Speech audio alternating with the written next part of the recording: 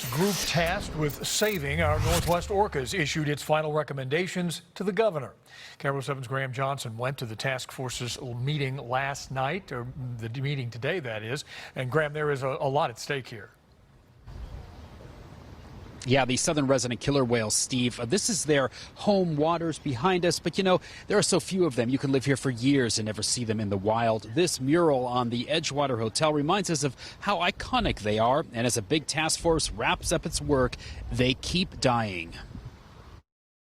The number of endangered southern resident killer whales in the wild now stands at 73, just 2 more than their low of 71 in the 1970s, after many were captured for aquariums. Today, as the governor's Orca Task Force held its last meeting, Donna Sandstrom of the Whale Trail told me she's proud of the work they've done.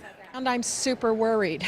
You know, during this same time, the orcas continue to decline. In the last year, 3 adult orcas died, and they've all but abandoned their summer habitat in the San Juan Islands. Our challenge is greater and the urgency is greater. Last year, the task force recommended 39 things, like creating new habitat for endangered Chinook salmon, which orcas eat.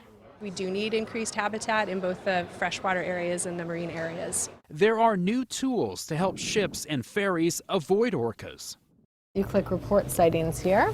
But there are still thorny questions, like whether to remove 4 fish-blocking dams on the Snake River.